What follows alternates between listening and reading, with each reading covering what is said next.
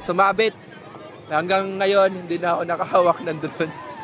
So, hindi ko na may pakita sa iyo yung mga aerial. Kasi diba nung camping talagang pinapakita ko. Yun! Dumaan yung helicopter. may kumaway sa helicopter.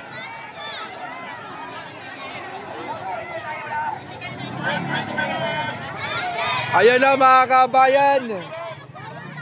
Nagsidatingan na yung ating mga kababayan dito sa venue kung saan dito gugunitain ang makasaysayan, ang pinakauna-unahang pagkakataon na tutungtong ang mga loyalista, tutungtong ang mga Marcos supporters dito sa EDSA People Power Monument mga kabayan.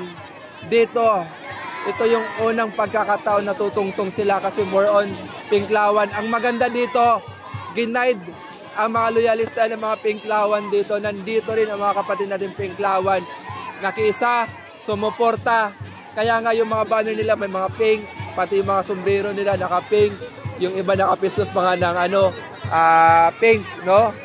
Tsaka liberal, no? Talagang sila nung last mga kabayan. Talagang ayun na, oh.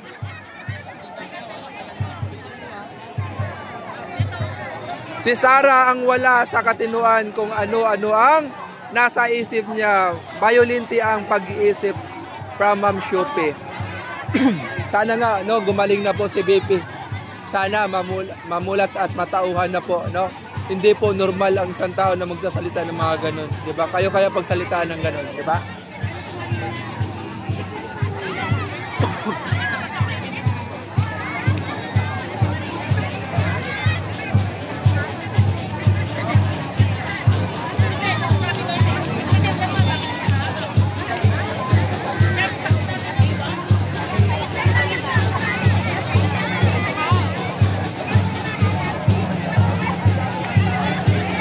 Mabuhay kayo, Dulo for President. Yan.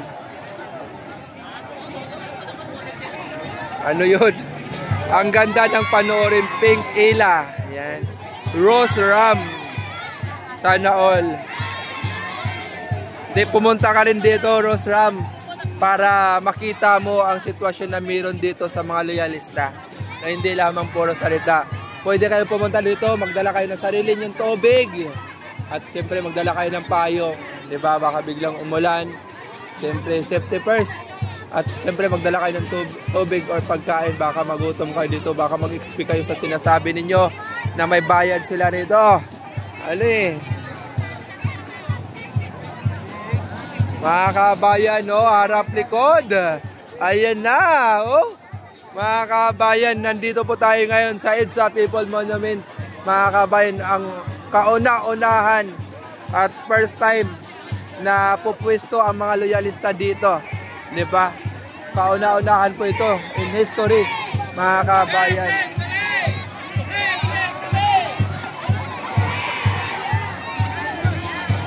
Grabe mga kabayan, no?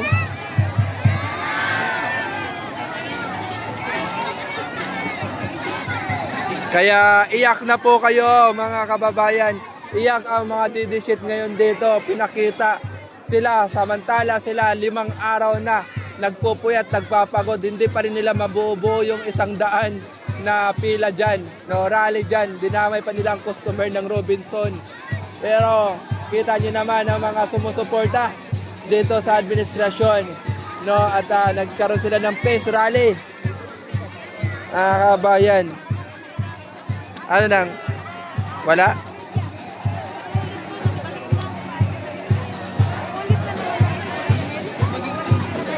Oh, pwede naman.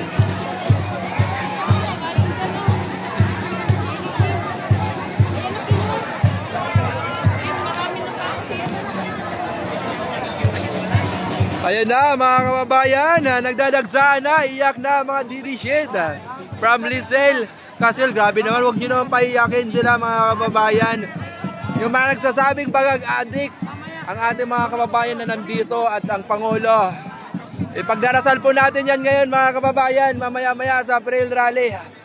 pagdarasal natin sila na sana wag mapunta sa mental hospital o magpa-psychiatry, sana gumaling na sila. Ani, kailangan natin ipagdasal ang ating mga kabayan. Baka may problema na sila sa pag-iisip. Hindi na normal at hindi normal ang magsasabi ng tao ng ganun, na wala namang sapat na katibayan at hindi naman sila doktor, na pangunahan ng doktor. Diba? Pinaghirapan ng doktor na mag-aaral ng ilang taon, tapos isang segundo lang kaya mong siraan. Nasabihin mong yung mga nandito adik, mas magaling ka pa yata sa kanila. Diba? Kita mo naman yung effort ng ating mga kabayan. Oh. Drug test PBBM, may pupunta dyan, doktor. Sana all! Matagal na yan. Wala na ba kayong bagong issue? No? Wala ba kayong ibang mapuna sa kasalukuyang administrasyon? Kaya kung ano-ano na lang pinagsasabi ninyo, bakit nga ayaw magpa-drug test? Mga kabayan, bakit ba kayo susundin yan? No? Special ba kayo? Ang kailangan ang maglingkod na lang sa taong bayan kasi tapos na yan. Bago mag-eleksyon way back of 2022, tapos na yan. At move forward tayo. Wag po tayong maging tanga at wag po tayong magbulag-bulagan. Ha?